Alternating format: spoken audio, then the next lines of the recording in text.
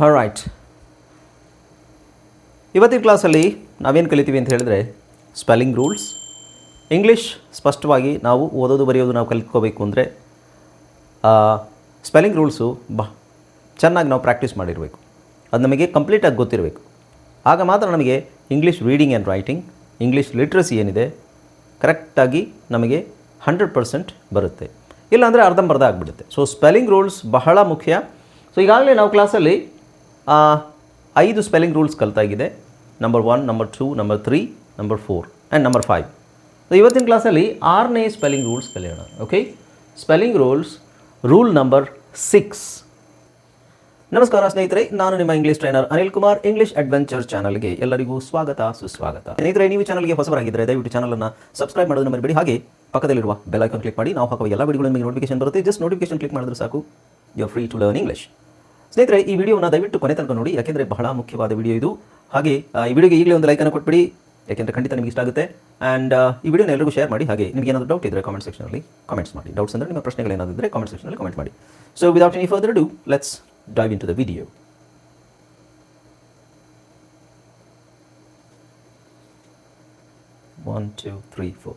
Hi friends, ಇದೊಂದು ವಿಶೇಷ ಸೂಚನೆ. ನಮ್ಮಲ್ಲಿ ಇದೀಗ ಆನ್ಲೈನ್ ಸ್ಪೋಕನ್ ಇಂಗ್ಲಿಷ್ ಕೋರ್ಸ್ನ ಹೊಸ ಬ್ಯಾಚ್ ಶುರುವಾಗಿದೆ. ನೀವು ಇನ್ಮೇಲೆ ಎಲ್ಲೂ ಹೊರಗಡೆ ಹೋಗಿ ಇಂಗ್ಲಿಷ್ ಕಲಿಯುವ ಅವಶ್ಯಕತೆ ಇಲ್ಲ.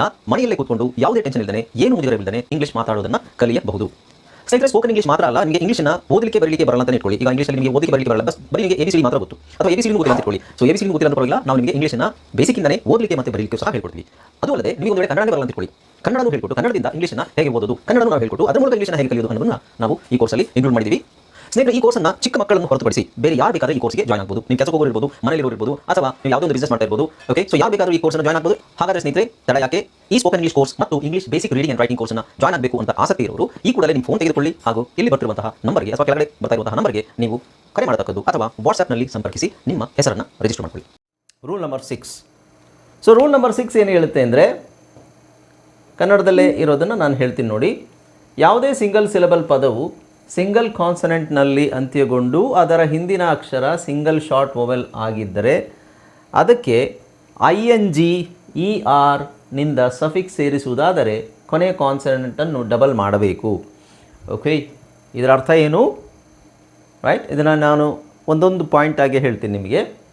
ಫಸ್ಟು ಏನಾಗಿರಬೇಕು, ಅದು ಸಿಂಗಲ್ ಸಿಲೆಬಲ್ ಆಗಿರಬೇಕು. ಓಕೆ, ಎಕ್ಸೆಪ್ಷನ್ ಇದೆ, ಡಬಲ್ ಸಿಲೆಬಲ್ ನಿಮಗೆ ಇಲ್ಲಿ ಇದು ಡಬಲ್ ಬರುತ್ತೆ, ಬಿಗಿನ್ 2 ಸಿಲೆಬಲ್. ಓಕೆ, ಎಕ್ಸೆಪ್ಷನ್, ಕೆಲವು exceptions, but normally single syllable word ಆಗಿರುತ್ತೆ. ಸಿಂಗಲ್ ಸಿಲೆಬಲ್ ವರ್ಡ್ ಅಂದರೆ ಗೊತ್ತಲ್ಲ ನಿಮಗೆ, ರೈಟ್. ಸೊ ಫಸ್ಟ್ ಒನ್ನು, ಯಾವುದೇ ಸಿಂಗಲ್ ಸಿಲೆಬಲ್ ಪದವು ಒಂದು single syllable, right. Next, single ಕಾನ್ಸನೆಂಟ್ನಲ್ಲಿ ಅಂತ್ಯಗೊಂಡು. ಓಕೆ, ಸಿಂಗಲ್ ಕಾನ್ಸನೆಂಟ್ನಲ್ಲಿ ಅಂತ್ಯಗೊಳ್ಳಬೇಕು ಅಂದರೆ, ಸೊ ಇಲ್ಲಿ ನೋಡಿ STAB, ಸ್ಟ್ಯಾಬ್ ಅಂತಿದೆ, ಸ್ಟ್ಯಾಬ್. ಸೊ ಒಂದೇ ಬಿ ಇದೆ ಇಲ್ಲಿ ಅಲ್ವಾ. ಇದರ ಅರ್ಥ ಏನು? ಸಿಂಗಲ್ ಕಾನ್ಸನೆಂಟಲ್ಲಿ ಎಂಡ್ ಆಗಬೇಕು. ಸೊ ರೂಲ್ ಏನು ಹೇಳುತ್ತೆ ನೋಡಿ, ಸಿಂಗಲ್ ಕಾನ್ಸನೆಂಟ್ನಲ್ಲಿ ಅಂತ್ಯಗೊಂಡು ಅಂದರೆ ಎಂಡಲ್ಲಿ ಸಿಂಗಲ್ ಕಾನ್ಸನೆಂಟ್ ಇದ್ದು ಅದರ ಹಿಂದಿನ ಅಕ್ಷರ ಸಿಂಗಲ್ ಶಾರ್ಟ್ ವೊವೆಲ್ ಆಗಿದ್ದರೆ, ಇದರ ಹಿಂದಿನ ಅಕ್ಷರ ಸಿಂಗಲ್ ಶಾರ್ಟ್ ವೊವೆಲ್ ಅಂದರೆ ಹಿಂದಿನ ಅಕ್ಷರ ಇಲ್ಲಿ ಎ ಇದೆ, ಎ ಶಾರ್ಟ್ ವೊವೆಲ್ ಆಗಿರಬೇಕು. ಫಸ್ಟು ಏನಿಲ್ಲಿ ಸಿಂಗಲ್ ಕಾನ್ಸನೆಂಟ್, ಇಲ್ಲಿ ಒಂದು ಸಿಂಗಲ್ ಕಾನ್ಸನೆಂಟ್, ಸಿಂಗಲ್ ಸಿಲೆಬಲ್ ಇದೆ, single syllable, run run single syllable. ಆಮೇಲೆ ಸಿಂಗಲ್ ಕಾನ್ಸನೆಂಟಲ್ಲಿ ಎಂಡ್ ಆಗುತ್ತಾ ನೋಡಬೇಕು. ಎನ್, ಡಬಲ್ ಎನ್ ಇಲ್ಲ ತಾನೆ, ಸಿಂಗಲ್ ಎನ್ ಇದೆ. ಓಕೆ, ಆಮೇಲೆ ಅದ್ರ ಪಕ್ಕದಲ್ಲಿ ನಮಗೆ ಶಾರ್ಟ್ ವೊವೆಲ್ ಇರಬೇಕು, single short vowel. Short vowel ಯಾವಾಗಲೂ ಸಿಂಗಲ್ ಆಗಿರುತ್ತೆ. ಓಕೆ, ಇಲ್ಲಿ ಯುನ ನಾವು ಅಂತ ಹೇಳ್ತಾ ಇದ್ದೀವಿ, ಅನ್ ರನ್. ಸೊ ಯು ಏನಿದೆ ಸಿಂಗಲ್ ಶಾರ್ಟ್ ವೊವೆಲ್, ಎನ್ ಏನಿದೆ ಸಿಂಗಲ್ ಕಾನ್ಸನೆಂಟ್. ಓಕೆ, ಸೊ ಇದರಲ್ಲಿ ನೋಡಿ, ಇದು ಕಾನ್ಸನೆಂಟು, ಸಿಂಗಲ್ ಕಾನ್ಸನೆಂಟು, ಸಿಂಗಲ್ ಶಾರ್ಟ್ ವೊವೆಲ್, ಇದೆಲ್ಲ ನಿಮಗೆ ಗೊತ್ತಿದ್ರೆ ಮಾತ್ರ, ಕಾನ್ಸನೆಂಟ್ ಅಂದ್ರೇನು, ಶಾರ್ಟ್ ವೊವೆಲ್ ಅಂದ್ರೇನು, ಸಿಲೆಬಲ್ ಅಂದ್ರೇನು, ಇವೆಲ್ಲ ಗೊತ್ತಿದ್ರೆ ಮಾತ್ರ ನಿಮಗೆ ಇದು ರೂಲ್ ಅರ್ಥ ಆಗುತ್ತೆ.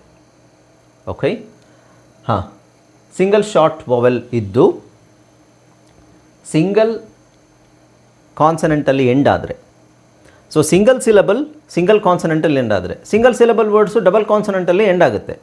ಓಕೆ, ಅದು ನೆಕ್ಸ್ಟ್ ರೂಲ್ ಹೇಳ್ತೀನಿ. ಅದಕ್ಕೆ ನಾವು ಒಂದು ವೇಳೆ ಇ ಡಿ ಸಫಿಕ್ಸ್ ಅಥವಾ ING ಅಥವಾ ER, ED ING ಅಥವಾ ER ಒಂದು ವೇಳೆ ನಾವು ಸೇರಿಸ್ಬೇಕಾದ್ರೆ ಆ ಲಾಸ್ಟ್ ಕಾನ್ಸನೆಂಟ್ ಏನಿದೆ ಅದನ್ನು ನಾವು ಡಬಲ್ ಮಾಡಬೇಕು. This is the rule. Okay, example ನೋಡೋಣ. ಸೊ ಇಲ್ಲಿ ನೋಡಿ, STAB ಸ್ಟ್ಯಾಬ್ ಅಂತಿದೆ. ಸ್ಟ್ಯಾಬ್ ಅಂದರೆ ಇರಿಯುವುದು ಅಥವಾ ಚುಚ್ಚುವುದು. ಓಕೆ, ಸೊ ಇದಕ್ಕೆ ನಾವು ಸ್ಟ್ಯಾಬ್ ಅನ್ನೋದು ಅದು ಪ್ರೆಸೆಂಟಲ್ಲಿದೆ, ಸ್ಟ್ಯಾಬ್ ಸಿಂಪಲ್ ಪ್ರೆಸೆಂಟಲ್ಲಿದೆ. ಸೊ ಇದು ಗ್ರಾಮರಲ್ಲಿ ಹೇಳಬೇಕಾದ್ರೆ ಅದನ್ನು ನಾನು ED ಹಾಕಬೇಕು ಅಂತ ಇಟ್ಕೊಳ್ಳಿ. ED ಹಾಕಬೇಕಾದ್ರೆ ನಾವಿಲ್ಲಿ B ಇದೆಯಲ್ಲ, ಆ Bನ ಡಬಲ್ ಮಾಡಬೇಕು. Got it? Bನ ಡಬಲ್ ಮಾಡಬೇಕು. ಯಾಕೆ ಅಂತ ಹೇಳ್ತೀನಿ. Next WRAP wrap, single syllable word. ಹೌದೋ ಅಲ್ವಾ? ಸಿಂಗಲ್ ಸಿಲಬಲ್ ವರ್ಡ್, ಸಿಂಗಲ್ ಸಿಲಬಲಲ್ಲಿ ಎಂಡ್ ಆಗ್ತಾ, ಸಿಂಗಲ್ ಕಾನ್ಸನೆಂಟ್ಸ್ P, ಸಿಂಗಲ್ ಕಾನ್ಸನೆಂಟಲ್ಲಿ ಎಂಡ್ ಆಗ್ತಾ ಇದೆ. ಅದರ ಪಕ್ಕದಲ್ಲಿ ಏನಿದೆ ನಮಗೆ ಸಿಂಗಲ್ ಶಾರ್ಟ್ ವೊವೆಲ್ ಇದೆ. ಓಕೆ, ಹಾಂ ನೋಡಿ, ಇಲ್ಲಿ ಸ್ಟ್ಯಾಬ್, ಇಲ್ಲಿ A short vowel, B single consonant, stab. ಇದನ್ನು ನಾವು ED ಹಾಕಬೇಕು. ಇದನ್ನು ಪಾಸ್ಟ್ ಟೆನ್ಸ್. ಸ್ಟ್ಯಾಬ್ಡ್ ಅಂದ್ರೇನು? ಇರಿದ. Past tense, present past, grammatical ಇದು. ಸೊ ಇಲ್ಲಿ ನಾವು Bನ ಡಬಲ್ ಮಾಡಿದ್ದೀವಿ. ಅದೇ ಥರ ಇಲ್ಲಿ ನೋಡಿ, ರ್ಯಾಪ್, ಇದು A ಏನು? Short vowel, P single consonant. ಇಲ್ಲಿ P ಇರೋದನ್ನು ನಾವು ಡಬಲ್ P ಮಾಡಿದ್ದೀವಿ. ಯಾಕೆಂದರೆ ಇಲ್ಲಿ ED ಹಾಕಬೇಕು. ED ಹಾಕಬೇಕಾದ್ರೆ ನಾವು ಸಿಂಗಲ್ Pಯಲ್ಲಿ ಹಾಕ್ಲಿಕ್ಕೆ ಆಗೋದಿಲ್ಲ, ಅದು ಪ್ರೊನೌನ್ಸಿಯೇಷನ್ ಚೇಂಜ್ ಆಗುತ್ತೆ. Tap, short vowel. So A ಯಾವುದು? Short vowel.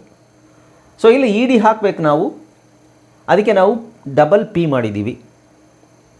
ಪ್ರೊನೌನ್ಸಿಯೇಷನ್ ಸೇಮ್ ಇರಬೇಕು. Tap, tapped. ರ್ಯಾಪ್ಡ್. ಸ್ಟ್ಯಾಬ್ಡ್. ಸೊ ನಮ್ಮದು ಸೌಂಡ್ ಚೇಂಜ್ ಆಗಬಾರ್ದು. ಈ ಕಡೆ ಬಂದಾಗ ಸೌಂಡ್ ಚೇಂಜ್ ಆಗಬಾರ್ದು. ಹಾಗೆ ಜಾಮ್, ಇಲ್ಲಿ ED ಹಾಕಬೇಕು ನಾವು, ಅದಕ್ಕೆ ನಾವು M ಹಾಕ್ಕೊಂಡಿದ್ದೀವಿ ಎಕ್ಸ್ಟ್ರಾ. ಇಲ್ಲಿ ಸಿಂಗಲ್ ಈ ಕಾನ್ಸನೆಂಟ್ ಏನಿದೆ, ಲಾಸ್ಟ್ ಕಾನ್ಸನೆಂಟ್ನ ಡಬಲ್ ಮಾಡಬೇಕು. ಅವಾಗೆಲ್ಲ ಏನಾಗುತ್ತೆ? ಜಾಮ್ಡ್. ಹಾಗೆ ಸ್ಲ್ಯಾಮ್ಡ್, ED ಹಾಕಬೇಕು. ಹಾಗಾಗಿ ಈ ಕೊನೆಯಲ್ಲಿ ಯಾವುದು ಕಾನ್ಸನೆಂಟ್ ಇದೆ ಅದನ್ನು ಡಬಲ್ ಮಾಡಬೇಕು. ಸ್ಲ್ಯಾಮ್ಡ್. ಓಕೆ, ಸೊ ಇಲ್ಲಿ ನೋಡೋಣ. ಇಲ್ಲೂ ಹಾಗೆಯೇ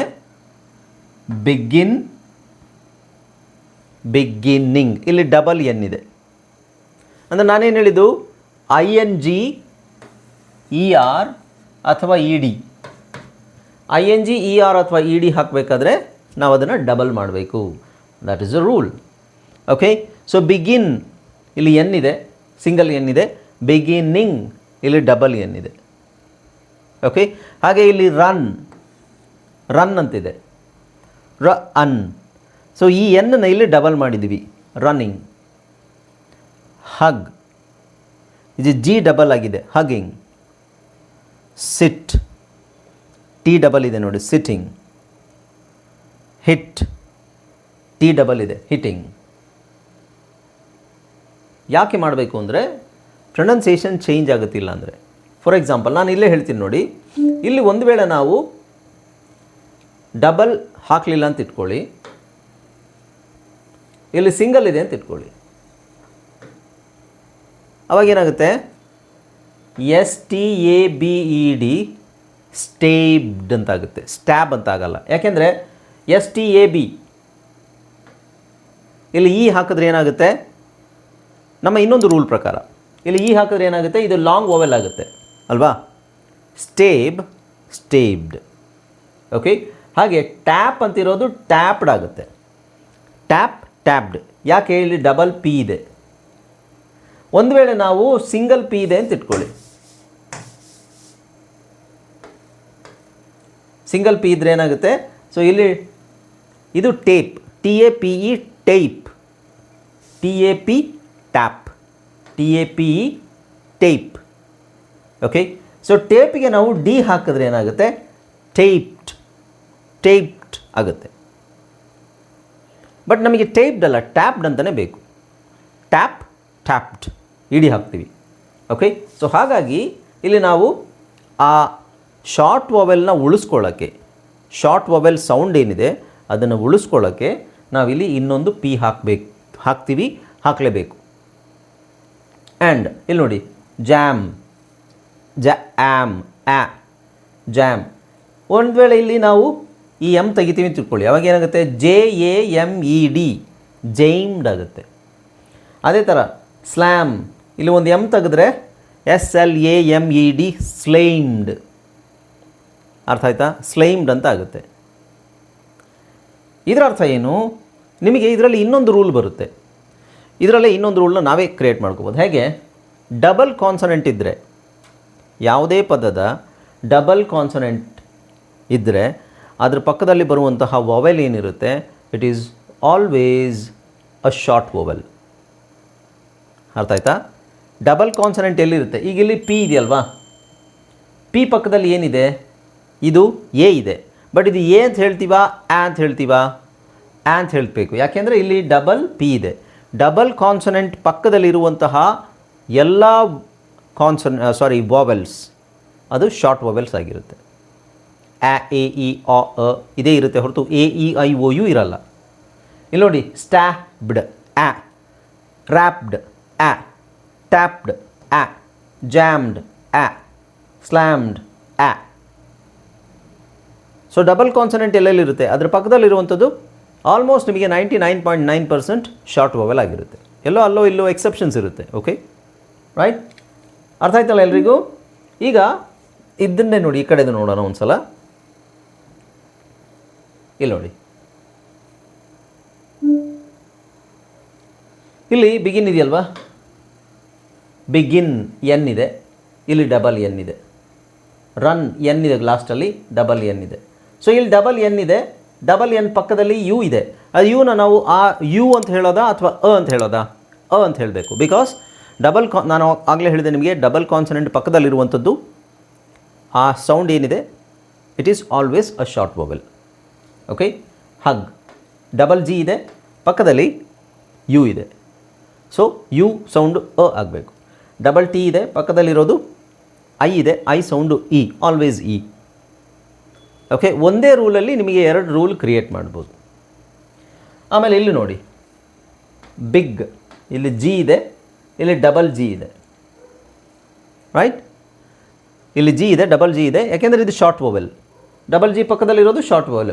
ಬೈ ಅಂತಿಲ್ಲ, ಬಿ. ಒಂದು ವೇಳೆ ನಾವು ಇದನ್ನು ತೆಗೆದ್ರೆ, ಒಂದು ಜಿ ತೆಗೆದ್ರೆ ಅದು ಬೈಗರ್ ಅಥವಾ ಬೈಜರ್ ಆಗ್ಬೋದು. ಓಕೆ. ಸೊ ಇಲ್ಲಿ ಒಂದು ನೀವು ಎನ್ ತೆಗೆದ್ರೆ ಥೈನರ್ ಆಗುತ್ತೆ, ಥಿನ್ನರ್ ಆಗಲ್ಲ. ಇಲ್ಲೂ ಅಷ್ಟೇ, ಇದನ್ನು ಒಂದು ಎನ್ ತೆಗೆದ್ರೆ ವಿನ್ನರ್ ಆಗಲ್ಲ. ಒಂದು ಎನ್ ತೆಗೀರಿ, ಫ್ಯಾಟರ್ ಅಲ್ಲ. ಒಂದು ಎನ್ ತೆಗೀರಿ, ರನ್ನರ್ ಆಗಲ್ಲ. ಅರ್ಥ ಆಯ್ತಲ್ಲ? ಸೊ ಶಾರ್ಟ್ ವಾವೆಲ್ ನಮಗೆ ಇಲ್ಲಿರೋ ಶಾರ್ಟ್ ವಾವೆಲ್ ಇಲ್ಲಿ ಕಂಟಿನ್ಯೂ ಆಗಬೇಕಿದೆ. ಫ್ಯಾಟರ್, ರನ್ನರ್, ವಿನ್ನರ್, ಥಿನ್ನರ್, ಬಿಗ್ಗರ್. ಅದಕ್ಕೋಸ್ಕರ ನಾವೇನು ಮಾಡ್ತೀವಿ, 2 ಕಾನ್ಸನೆಂಟ್. ಸೊ ಲಾಸ್ಟ್ ಕಾನ್ಸನೆಂಟ್ ಏನಿರುತ್ತೆ ಇದನ್ನು ಇಲ್ಲಿ ಡಬಲ್ ಮಾಡ್ತೀವಿ. ಅಥವಾ ನಿಮಗೆ ವರ್ಡೇ ಈ ಥರ ಬಂದರೆ, ಈ ಥರ ವರ್ಡ್ ಬಂದರೆ ನಿಮಗೆ ಇಲ್ಲಿ ಜಿ ಆದಮೇಲೆ ಐ, ಬಿಗೈನ್ ಅಂತ ಹೇಳಬೇಕಾ, ಬಿಗಿನ್ ಅಂತ ಹೇಳಬೇಕಾ? ಬಿಗಿನ್ ಅಂತ ಹೇಳಬೇಕು. ಬಿಕಾಸ್ ಯಾಕೆಂದರೆ ಅಲ್ಲಿ ನಾವು ಶಾರ್ಟ್ ವಾವೆಲ್ ಯೂಸ್ ಮಾಡಬೇಕು. ಬಿಕಾಸ್ 2 ವಾವೆಲ್ ಇದೆ, 2 ಕಾನ್ಸನೆಂಟ್ ಇದೆ. 2 ಕಾನ್ಸನೆಂಟ್ ಪಕ್ಕದಲ್ಲಿ ಬರುವಂಥದ್ದು ಆಲ್ಮೋಸ್ಟ್ ಎಲ್ಲದು ನಿಮಗೆ ಶಾರ್ಟ್ ವಾವೆಲ್. ಶಾರ್ಟ್ ವಾವೆಲ್ ಅಂದ್ರೇನು? ಎ ಇ ಅ ಈ ಶಬ್ದಗಳು ಶಾರ್ಟ್ ವಾವೆಲ್. ಲಾಂಗ್ ವಾವೆಲ್ ಯಾವುದು? AEIOU ಇವೆಲ್ಲ ಲಾಂಗ್ ವಾವೆಲ್ಸ್ ಅಲ್ವಾ? ಅರ್ಥ ಆಯ್ತಲ್ವ ನಿಮಗಿದು? ಇಂಗ್ಲೀಷಲ್ಲಿ ಸ್ಟ್ರೆಸ್ ಮಾಡಲಿಕ್ಕೆ, ಇಂಗ್ಲೀಷಲ್ಲಿ ನಾವು ಕನ್ನಡದಲ್ಲಿ ಒತ್ತಕ್ಷರ ಅಂತ ಯಾವುದನ್ನು ಹೇಳ್ತೀವಿ? ಈಗ ನಾವೇನು ಮಾಡ್ತಾ ಇದ್ದೀವಿ, ಇಂಗ್ಲೀಷ್ ಸ್ಪೆಲ್ಲಿಂಗ್ ರೂಲ್ಸಲ್ಲಿ ರೂಲ್ ನಂಬರ್ 6 ಇದರಲ್ಲಿ ಡಬಲ್ ಕಾನ್ಸನೆಂಟ್ ಬರ್ತಾ ಇದೆ ಅಲ್ವಾ? ಡಬಲ್ ಕಾನ್ಸನೆಂಟ್ ಬರ್ತಾ ಇದೆ. ಒಂದೇ ಥರದ್ದು ಡಬಲ್ ಕಾನ್ಸನೆಂಟ್ ಅಲ್ಲ, ಒಂದೇ ಕಾನ್ಸನೆಂಟು ರಿಪೀಟ್ ಆಗ್ತಾ ಇದೆ, ವಿಚ್ ಇಸ್ ಡಬಲ್ ಕಾನ್ಸನೆಂಟ್ ಅಂತಲೇ ಹೇಳ್ಬೋದು. ಅಂದರೆ ಸೇಮ್ ಕಾನ್ಸನೆಂಟ್ ಡಬಲ್ ಆಗಿರುತ್ತೆ. ಇಂಗ್ಲೀಷಲ್ಲಿ ಒತ್ತಕ್ಷರ ಅಂತ ಹೇಳಿದಾಗ ಕನ್ನಡದಲ್ಲಿ ಸಜಾತಿ ಒತ್ತಕ್ಷರ ಮತ್ತು ವಿಜಾತಿ ಒತ್ತಕ್ಷರ ಅಂತಿದೆ.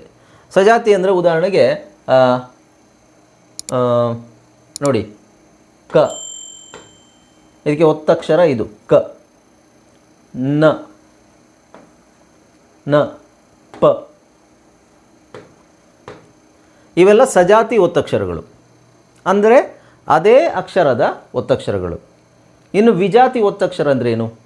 ವಿಜಾತಿ ಒತ್ತಕ್ಷರಗಳು ಅಂದರೆ ಈಗ ಇದು ಪ ಅಂತ ಹೇಳೋದಲ್ಲ, ವಿಜಾತಿ ಸಕ್ಕೆ ನಾವು ವ ಹೊತ್ತು ಕೊಟ್ಟರೆ ಸ್ವ, ಅಥವಾ ಕಕ್ಕೆ ನಾವು ರ ಒತ್ತು ಕೊಟ್ಟರೆ ಕ್ರ, ವಿಜಾತಿ. ಸೊ ಸಜಾತಿ ವಿಜಾತಿ ಇದಕ್ಕೂ ಇಂಗ್ಲೀಷ್ಗೆ ಏನು ಸಂಬಂಧ ಅಂತ ಹೇಳಿದ್ರೆ, ಇಂಗ್ಲೀಷಲ್ಲಿ ಸಜಾತಿ ಒತ್ತಕ್ಷರ ಇಲ್ಲ. ಇಂಗ್ಲೀಷಲ್ಲಿ ಸಜಾತಿ ಒತ್ತಕ್ಷರ ಇಲ್ಲ. ಅರ್ಥ ಆಗ್ತಿದೆಯಾ? ಸಜಾತಿ ಅಂತ ಹೇಳಿದ್ರೆ ಇಲ್ಲಿ ನಾವು ಹೇಳಿದ್ವಲ್ಲ ಡಬಲ್ ಎನ್ ಡಬಲ್ ಜಿ, ಇದು ಒತ್ತಕ್ಷರ ಅಂತ ಅನಿಸಿದ್ರು ಅಲ್ಲಿ ಒತ್ತೋದಿಲ್ಲ ಅದನ್ನು. ನೀವು ಕೇಳಿದ ಪ್ರಶ್ನೆ ಸರಿಯಾಗೇ ಇದೆ. ಈಗ ಇದನ್ನು ನಾವು ಇದನ್ನು ಹೆಂಗೆ ಬರಿತೀವಿ ಅಂದರೆ ಬಿಗರ್, ಬಿಗರ್. ಇದು ಥಿನರ್, ಥೀನರ್. ಇದು ವಿನರ್. ಅರ್ಥ ಆಯ್ತಾ? ಎಲ್ಲೂ ನಾವು ಒತ್ತಕ್ಷರ ಕೊಡೋದಿಲ್ಲ. ಇದಕ್ಕೆ ಗೆ ಗ ಒತ್ತು, ನಗೆ ನಾ ಒತ್ತು,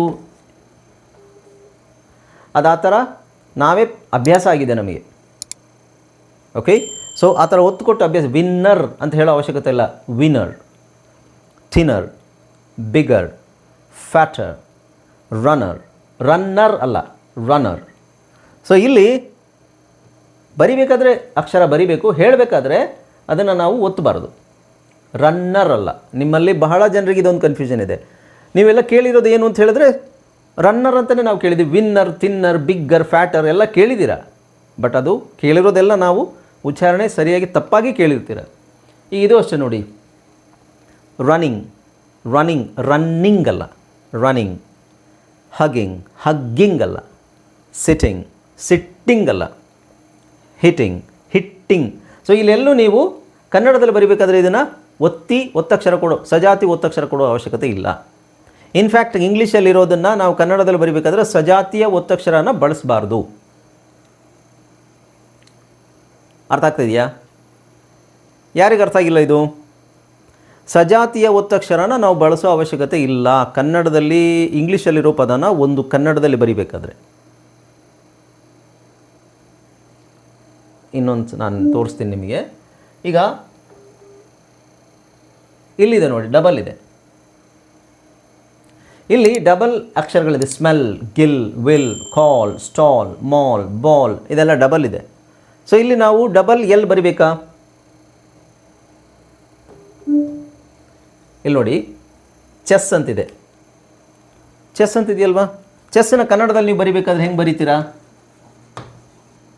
ಚೆಸ್ ಹೀಗೆ ತಾನೇ ಬರಿತೀವಿ. ಇಲ್ಲಿ ಒಂದು ಈ ಥರ ಕೊಡ್ತೀವಾ? ಇಲ್ಲಿ ಡಬಲ್ ಎಸ್ ಇಲ್ವಾ? ಕೊಡೋದಿಲ್ಲ. ಚೆಸ್. ಸೊ ಇಂಗ್ಲೀಷಲ್ಲಿರೋ ಪದನ ಕನ್ನಡದಲ್ಲಿ ಬರಿಬೇಕಾದ್ರೆ ನಾವು ಅಲ್ಲಿ ಡಬಲ್ ಒಂದೇ ಥರದ ಸಜಾತಿಯ ಒತ್ತಕ್ಷರ ಇದ್ದರೂ ಸಹ ನಾವಲ್ಲಿ ಅದನ್ನು ಬರೆಯೋ ಅವಶ್ಯಕತೆ ಇಲ್ಲ. ಯಾಕೆಂದರೆ ಆ ಥರ ಪ್ರೊನೌನ್ಸ್ ಮಾಡೋದಿಲ್ಲ ಇಂಗ್ಲೀಷಲ್ಲಿ. ವಿಜಾತಿಯ ಒತ್ತಕ್ಷರ ಇದೆ, ವಿಜಾತಿಯ ಒತ್ತಕ್ಷರ ಇದೆ, ಸಜಾತಿಯ ಒತ್ತಕ್ಷರ ಇಂಗ್ಲೀಷಲ್ಲಿ ಇಲ್ಲ. ಆದರೆ ಸಜಾತಿಯ ವ್ಯಂಜನಗಳು ಒಂದ್ರ ಥರನೇ ಇನ್ನೊಂದು ಪಕ್ಕದಲ್ಲಿ ಬರುತ್ತೆ. ನಾನು ಹೇಳ್ದಲ್ಲಿದ್ದೇನೆ, ಅದನ್ನೇ ಹೇಳ್ತಾ ಇದ್ದೀನಿ. ಈಗ ನಿಮಗೆ ಸಿಂಪಲ್ ಪದ ಇದು. ವಿನ್ನರ್ ಅಂದರೆ ಏನು? ವಿಜೇತ. ಅಂದರೆ ಯಾರು ಗೆದ್ದಿರ್ತಾರೆ ಅವರಿಗೆ ನಾವು ವಿನ್ನರ್ ಅಂತ ಹೇಳ್ತೀವಿ ಅಲ್ವಾ? ಆ್ಯಕ್ಚುಲಿ ಅದು ವಿನ್ನರ್ ಅಂತ ಹೇಳೋ ಅವಶ್ಯಕತೆ ಇಲ್ಲ. ಇಲ್ಲಿ ಒತ್ತು ಬರೆಯೋ ಅವಶ್ಯಕತೆ ಇಲ್ಲ. Winner. He is the winner. I am the winner. I am the runner. I am the runner-up. I am the winner. He is the winner. I am the runner-up. ಅಂದರೆ ಅವನು ವಿನ್ನರು, ನಾನು ರನ್ನರ್-ಅಪ್ ಅಂತ. ನಾವು ಕನ್ನಡದಲ್ಲಿ ಅದನ್ನು winner, runner ಅಂತ ಹೇಳ್ತೀವಿ. ದಯವಿಟ್ಟು ಅರ್ಥ ಮಾಡ್ಕೊಳ್ಳಿ. ಕನ್ನಡದಲ್ಲಿ ಹೇಳಬೇಕಾದ್ರೆ ಅದು ಹಾಗೆ ಬಂದಿರೋದು, ವಿನ್ನರ್, ರನ್ನರ್. ಬಟ್ ಇಂಗ್ಲೀಷ್ ಅಂತ ಬಂದಾಗ ವಿನ್ನರ್, runner, bigger, fatter. ಈ ಥರ ಹೇಳಿದೆ. ಬಿಗ್ಗರ್, ಫ್ಯಾಟರ್, ವಿನ್ನರ್ ಅಂತ ಹೇಳೋದಿಲ್ಲ. ಅರ್ಥ ಆಯ್ತಲ್ಲ? ಸೊ ಏನು ಇಂಗ್ಲೀಷಲ್ಲಿ ಸಜಾತಿಯ ವ್ಯಂಜನಗಳು ಬಂದಾಗ ಅಲ್ಲಿ ಸಜಾತಿಯ ಒತ್ತಕ್ಷರವನ್ನು ನಾವು ಕನ್ನಡದಲ್ಲಿ ಹೇಗೆ ಬಳಸ್ತೀವಿ, ಬಳಸೋದಿಲ್ಲ. ಇನ್ನೊಂದು ಸಿಂಪಲ್ ಪದ ಅಂತ ಹೇಳಿದ್ರೆ SUMMER. ಇದನ್ನು ಉಚ್ಚಾರಿಸೋದು ಹೇಗೆ? ಸಮರ್. ಹಾಂ, ನಾವು ಅದನ್ನು ಸಮ್ಮರ್ ಅಂತ ಎಲ್ಲರೂ ಉಚ್ಚಾರಣೆ ಮಾಡೋದು ಏನಂದರೆ ಸಮ್ಮರ್, ಸಮ್ಮರ್. ಆ್ಯಕ್ಚುಲಿ ಇವತ್ತು ಇಲ್ಲಿ ಇದರ ಅವಶ್ಯಕತೆನೇ ಇಲ್ಲ. ಸಮ, ವಿಂಟರ್. ಇನ್ನೊಂದು ಒತ್ತಿ ಸ್ಟ್ರೆಸ್ ಅಂತ ಹೇಳ್ತೀವಿ. ಸ್ಟ್ರೆಸ್, ಸಿಲಬಲ್ ಸ್ಟ್ರೆಸ್ ಅಂತ ಹೇಳ್ತೀವಿ ಇಂಗ್ಲೀಷಲ್ಲಿ. ಉದಾಹರಣೆಗೆ ನಾವು ಒತ್ತಿ ಹೇಳಬೇಕಾಗಿರೋ ಅಕ್ಷರಗಳು 2 ಇರಲೇಬೇಕಂತಿಲ್ಲ. ಕನ್ನಡದಲ್ಲಿ ನಿಮಗೆ ಈ ಥರ ಒತ್ತಕ್ಷರ ಇದ್ದರೆ ಮಾತ್ರ ನಾವು ಒತ್ತುತ್ತೀವಿ ಅಲ್ವಾ, ಒತ್ತಿ ಹೇಳ್ತೀವಿ. ಸಮ್ಮರ್, ಅಮ್ಮ, ಅಕ್ಕ, ಅಣ್ಣ, ಅಪ್ಪ. ಅದ್ರ ಕೆಳಗಡೆ ಏನಿರುತ್ತೆ, ಒತ್ತಕ್ಷರ ಇರುತ್ತೆ. ಇಂಗ್ಲೀಷಲ್ಲಿ ಒಂದೇ ಥರದ 2 ಅಕ್ಷರಗಳು ಇಲ್ಲದೇ ಇದ್ದರೂ ಅಲ್ಲಿ ಅದನ್ನು ಒತ್ತಿ ಹೇಳಬೇಕಾಗುತ್ತೆ. ಓಕೆ, ಒತ್ತಿ ಹೇಳಬೇಕಾಗುತ್ತೆ. ಅದು ನಿಮಗೆ ಪ್ರೊನೌನ್ಸಿಯೇಷನ್ ಇದರಲ್ಲಿ ಬರುತ್ತೆ. ಪ್ರೊನೌನ್ಸಿಯೇಷನ್ ಅಂದರೆ ತುಂಬ high level, standard, advance level ಪ್ರೊನೌನ್ಸಿಯೇಷನಲ್ಲಿ ಬರುತ್ತೆ. ಅದು ಸ್ಟ್ರೆಸ್, ಸಿಲಬಲ್ ಸ್ಟ್ರೆಸ್ ಅಂತ ಹೇಳ್ತೀವಿ. Syllable stress. ಓಕೆ, ಸೊ ಅಲ್ಲಿ 2 ಅಕ್ಷರ ಇರಲ್ಲ ನಿಮಗೆ, ಆದರೂ ಒತ್ತಿ ಹೇಳ್ತಾರೆ ಅದನ್ನು. ಅರ್ಥ ಆಯ್ತಾ? ಸೊ ಅದು ಸದ್ಯಕ್ಕೆ ಬೇಡ ನಮಗೆ, ಸಿಲಬಲ್ ಸ್ಟ್ರೆಸ್, ಅದಾದಮೇಲೆ ನೋಡೋಣ. ಈಗ ಹಾಂ, ಸೊ ನಿಮಗೆ ಅರ್ಥ ಆಯ್ತಲ್ಲ ಈ ಪ್ರಶ್ನೆ ಏನು ಕೇಳಿದ್ರಿ? 2 ಅಕ್ಷರ ಇದ್ದರೆ, ಒಂದು ಪದದಲ್ಲಿ 2 ಅಕ್ಷರ ಇದ್ದರೆ ಅದನ್ನು ಒತ್ತಿ ಹೇಳಬೇಕಾ? ಒಂದು ಪದದಲ್ಲಿ 2 ಅಕ್ಷರ ಇದ್ದರೆ ಅದನ್ನು ಒತ್ತಿ ಹೇಳಬೇಕಾ? ಖಂಡಿತ ಇಲ್ಲ. ಇಲ್ಲಿ 2 ಎನ್ ಇದೆ, ರನ್ನಿಂಗ್ ಅಲ್ಲ ರನ್ನಿಂಗ್. 2 ಜಿ ಇದೆ, ಹಗ್ಗಿಂಗ್ ಅಲ್ಲ ಹಗಿಂಗ್. ಸೊ ಒತ್ತಿ ಹೇಳೋ ಅವಶ್ಯಕತೆ ಇಲ್ಲ. ಇದನ್ನು ಬರಿಬೇಕಾದ್ರೆ ಬರಿಬೇಕು, ಆದರೆ ಹೇಳಬೇಕಾದ್ರೆ ಅದನ್ನು ಹೇಳೋ ಅವಶ್ಯಕತೆ ಇಲ್ಲ. ಸೊ ನಾನು ಫಸ್ಟ್ ನಿಮಗೆ ಸೈಲೆಂಟ್ ಲೆಟರ್ಸಲ್ಲೇ ಹೇಳಿದ್ದೀನಿ. ಡಬಲ್ ಕಾನ್ಸನೆಂಟ್ ಬರೋ excuse me, double consonant, same double consonant, ಒಂದೇ ಥರ ಇರುವ ಕಾನ್ಸನೆಂಟು 2 ಬಂದರೆ ಅದರಲ್ಲಿ ಒಂದು ಮಾತ್ರ ಉಚ್ಚಾರಣೆ ಮಾಡಿದ್ರೆ ಸಾಕು. ಅದರ ಅರ್ಥ ಏನು? ನೀವು 2 ಉಚ್ಚಾರಣೆ ಮಾಡಿದ್ರೆ ಅದು ಒತ್ತಕ್ಷರ. ಇಂಗ್ಲೀಷಲ್ಲಿ ಹಾಗೆ ಇಲ್ಲ. ಇಂಗ್ಲೀಷಲ್ಲಿ ಸಜಾತಿಯ ಒತ್ತಕ್ಷರ ಇಲ್ಲ, ವಿಜಾತಿಯ ಒತ್ತಕ್ಷರ ಮಾತ್ರ ಇರೋದು. ಅರ್ಥ ಆಯ್ತಲ್ವಾ? ಓಕೆ, ಸೊ ನೆಕ್ಸ್ಟ್ ಯಾವುದು?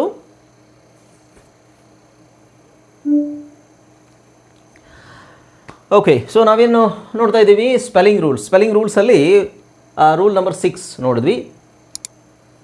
Rule number 6.1. Rule number 6.1. So spelling rules ಯಾಕೆ ನಮಗೆ ಬೇಕು? ಸ್ಪೆಲ್ಲಿಂಗ್ ರೂಲ್ಸು ಇಂಗ್ಲೀಷನ್ನು ನಾವು 100% ಓದೋದು ಮತ್ತು ಬರೆಯೋದು ನಾವು ಸ್ಪಷ್ಟವಾಗಿ 100% ಕಲಿಬೇಕಾದ್ರೆ ನಮಗೆ ಸ್ಪೆಲ್ಲಿಂಗ್ ರೂಲ್ಸು ಅತ್ಯಗತ್ಯ, ಬಹಳ ಅಗತ್ಯ ಇದೆ. ಓಕೆ, ಸೊ ಇದು ಗೊತ್ತಿದ್ದರೆ ನಿಮಗೆ ಕನ್ಫ್ಯೂಷನ್ ಕ್ಲಿಯರ್ ಆಗುತ್ತೆ. ಬಟ್ ಓದಬೇಕಾದ್ರೆ ಬರಿಬೇಕಾದ್ರೆ ಅದು ತಲೆಯಲ್ಲಿರಲ್ಲ.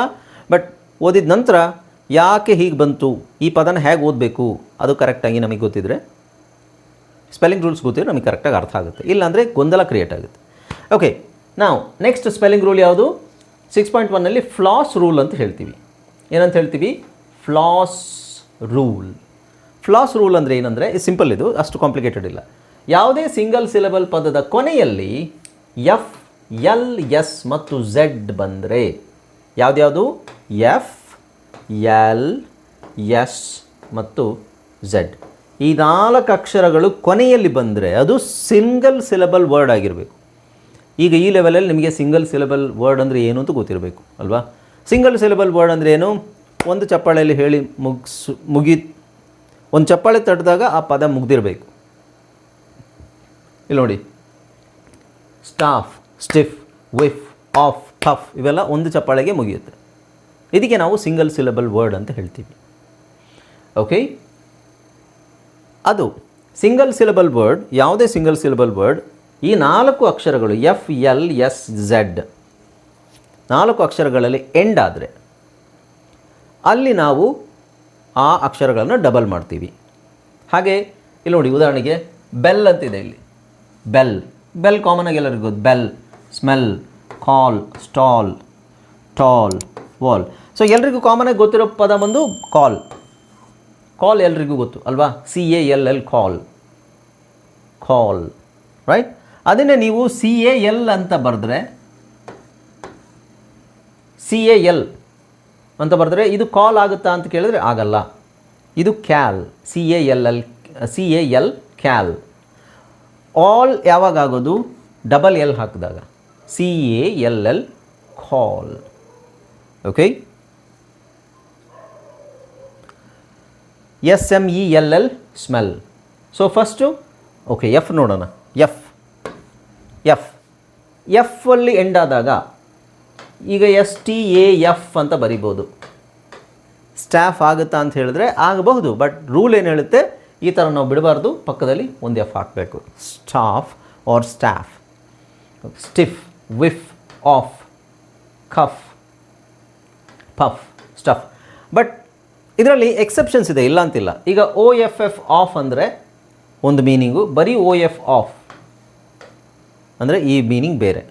ಕೆಲವು ಒಂದೆರಡು ಎಕ್ಸೆಪ್ಷನ್ಸ್ ಇರುತ್ತೆ. ಓಕೆ. ಹಾಗೆ ಇದರಲ್ಲಿ ನೋಡಿ ಎಸ್ ಅಲ್ಲಿ ಎಂಡ್ ಆಗುವಂಥದ್ದು.